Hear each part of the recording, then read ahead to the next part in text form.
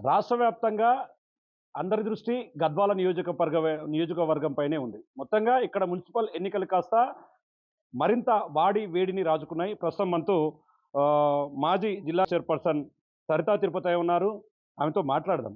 Madam ఏంటి madam మొత్తంగా నిన్నటి వరకు గూడా ఎప్పుడైతే మున్సిపల్ ఎన్నికలకు సంబంధించినటువంటి నోటిఫికేషన్ ఏర్పడినాటి నుంచి నేటి వరకు గూడా బీఫామ్‌ల పంపకాలనేది చాలా ఇబ్బందిగా మారుతుందంటూ కూడా పూర్తి స్థాయిలో వార్తలు చూసాం. నిజంగా నిన్న జరిగినటువంటి పరిణామాన్ని ఏ విధంగా చూడాలి? వాస్తవానికి బీఫామ్‌ల పంపకం విషయం ముఖ్యమంత్రి గారు రేవంత్ రెడ్డి గారితోనే మాట్లాడినాము. ఆయన చాలా స్పష్టంగా మా ఇన్‌చార్జ్ మినిస్టర్ అయిన దామోదర్ రాజనరసింహ గారికి సమన్వయం చేస్తూ పాత, కొత్త అనే భేదం లేకుండా కాంగ్రెస్ పార్టీకి కష్టకాలంలో పనిచేసినోళ్ళకి, సరే వలస వచ్చిన ఎమ్మెల్యేలకి ఇద్దరికీ సమన్వయం చేస్తూ బీఫామ్‌లు ఇయ్యండి అని చెప్పి పోయిండు. ఆయన దావోస్‌కి పోయిండు. మీకు వచ్చిన వాటా 50% అడుగుతున్నారు గదా! సరే ఒకటో రెండో అటు ఇటు అయినా అడ్జస్ట్ చేసుకోండి అని చెప్పి మాకు పంపించిండు. మేము ఆ పనిలో ఉన్నాం. మా క్యాండిడేట్స్ డిసైడ్ చేసుకున్నాం. అన్నీ జేసినాము. టీఆర్ అన్నకి కంప్లీట్‌గా లిస్ట్ 37 మంది లిస్ట్ కూడా పంపియడం జరిగింది. నేను ఆయనకు ఒకటే చెప్పిన జెన్యూన్‌గా 50% అన్నారు. 50 అంటే 18 అనుకోను. ఆయనకే 19 ఇవ్వండి. మాకు 18 ఇవ్వండి. అందులో ఒకటో రెండో తక్కువ అన్నా కూడా 15 వరకు ఇచ్చినా నేను నేమ్స్ ఇస్తా. వాళ్ళ మీద సర్వే చేయించండి. ఇప్పుడు కాంగ్రెస్ పార్టీకి అధికార పార్టీలో ఉన్నాం. మనం గెలిపించుకోవడం కూడా ఇంపార్టెంటే. వాళ్ళు ఖచ్చితంగా గెలుస్తారంటేనే మీరు టికెట్ ఇవ్వండి అని ఓపెన్‌గా చెప్పి వాళ్ళకి లిస్ట్ ఇచ్చి వచ్చిన. వాళ్ళు మాకు జెప్పిర్రు. సరే మేము గూడా జెన్యూన్‌గా సర్వే జేయిస్తున్నాం, ఇస్తున్నామని వేములనరేందర్ రెడ్డి గారు జెప్పిండు. శ్రీహరన్న జెప్పిండు. మా ఎంపీ మల్లురవి గారు జెప్పిండు. ఇన్‌చార్జ్ మినిస్టర్ గారు జెప్పిండు. మీనాక్షి నటరాజన్ గారు జెప్పిండు. పీసీసీ గారు జెప్పిండు. ఇంతమంది చెప్పినంక ఇప్పుడు పార్టీ నుంచి వచ్చిన ఆదేశం నేనేం జేయాలి? నా కార్యకర్తల్ని బలపరుచుకొని, వాళ్ళని అంటే గ్రౌండ్ ప్రిపేర్ చేసుకొని మీరు బరిలో ఉంటుందని చెప్పిన. ఇది వాస్తవం. ఇంతవరకు జరిగింది. తర్వాత కొన్ని అనుకోని పరిణామాలు అంటే ఒప్పుకోవట్లేదు. వచ్చిన ఎమ్మెల్యే ఒప్పుకోవట్లేదు. మళ్ళా నేను బెదిరిస్తున్నా. అదొకటి మన బ్లాక్‌మెయిలింగ్ రాజకీయం ఇక్కడ నడుస్తుంది.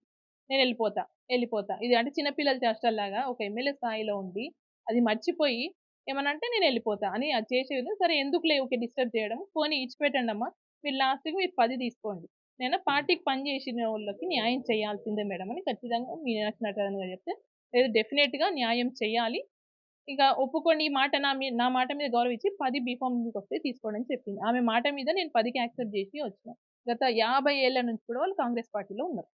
నేను ముఖ్యంగా పోరాడిని ఆయన కోసం. వీరు మిగతా వాళ్ళంతా సరే పార్టీ డెసిషన్ తీసుకుంటే మేము సరే ఇండిపెండెంటో ఎట్లనో చేసుకుంటాంలే అని ఆగినా, ఆయన పార్టీని దాటి పార్టీ ఒక కండువా తీసి పక్కకు పోయే పరిస్థితి ఆయన లేడు.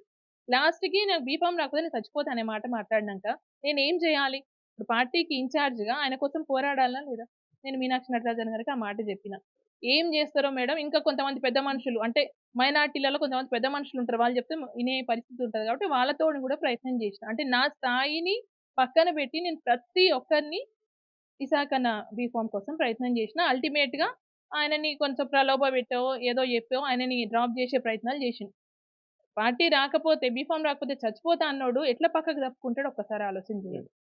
సరే ఆయనని ఏం జేషిండ్రు? ఆయన ఏం నిర్ణయం తీసుకొని ఆయన దానికి వదిలిపెడతా. నేను గూడా ఆయనని ప్రెషర్ చేయలేను. తర్వాత తెలిసిన విషయం ఏందంటే వస్తున్న క్రమంలో మినిస్టర్ గారు పీఏని మన డ్యామ్ దగ్గర ఒక గంట సేపు లేట్ జేషిండంట. అక్కడ వాంటెడ్‌లీ ఆపి బీఫార్మ్‌లో డిలే గావాలని ప్రయత్నాలు జేషిండు. ఎవరు? ఎవరు జేషిండ్రన్నది మాకు అది నేను చెప్పలేను. వాళ్ళు ఇగ ఎవరన్నది మనకేం తెలుస్తది. చేషిండన్న వార్త అంటే కొంతమంది సమాచారం వల్ల బయటికొచ్చింది. ఒక పార్టీ నుంచి 2 బీఫార్మ్‌లొచ్చిన క్రమంలో ఫస్ట్ నామినేషన్ ఎవరేస్తారో వాళ్ళది యాక్సెప్ట్ జేస్తారు. ఇది సిస్టమ్.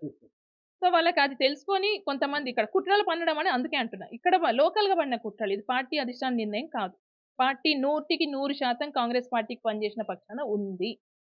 సరే కొన్ని పరిస్థితుల్లో పార్టీని గౌరవం కాపాడుకోవడానికి ఒక స్టెప్ తగ్గింటాం. దాంట్లో సందేహం లేదు.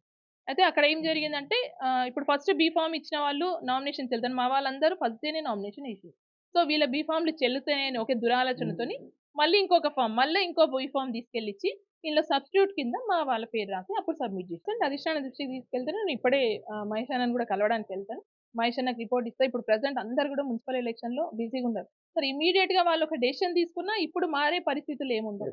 బీఫార్మ్‌లు క్యాన్సెల్ చేసి ఇంకోరికి ఇచ్చే పరిస్థితి ఉండదు. సో, ఇప్పుడు మున్సిపాలిటీ పరిస్థితి ఏందో ఇక్కడ నేను చూసుకుంటా.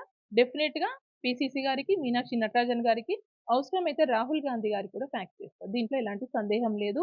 సో, మొత్తంగా నిన్న మొన్న జరిగినటువంటి పూర్తి రాజకీయ పరిణామాలలో కాంగ్రెస్ అధిష్టానం పాత్ర ఏమాత్రం లేదు. ఇక్కడ ఉన్నటువంటి కొంతమంది నాయకులే పూర్తిగా తమను మోసం చేశారని, పూర్తిగా అధికార పార్టీకి సంబంధించినటువంటి ముఖ్య నాయకుల మాటలను బేఖాతరు చేస్తూ, పార్టీ జెండా మోసిన వాళ్ళకి అన్యాయం చేశారు. పార్టీ అధిష్టానం నుంచి మాత్రం పూర్తిగా తనకు సపోర్ట్ ఉందని, లోకల్‌గా జరిగిన అంశాలపై పూర్తి స్థాయిలో అధిష్టానానికి ఫిర్యాదు చేయబోతున్నానని చెప్పి కూడా సరిత చెప్తున్నారు. మరోవైపు కాంగ్రెస్ పార్టీ కోసం జెండా పట్టి పూర్తిగా తిరిగినటువంటి ప్రతి ఒక్కరిని కాపాడుకోవాల్సినటువంటి బాధ్యత తనపై ఉందని, రాబోయే రోజుల్లో పూర్తిగా కాంగ్రెస్ పార్టీ తనకు సపోర్ట్‌గా ఉంటుందని చెప్పి కూడా సరితా తిరుపతయ్య చెప్తున్నటువంటి సిట్యుయేషన్ ఇక్కడ కనపడుతుంది. ఇది ఇక్కడ అప్డేట్. కెమెరా పర్సన్ నగేష్‌తో శంకర్, బిగ్ టీవీ, గద్వాల నుండి.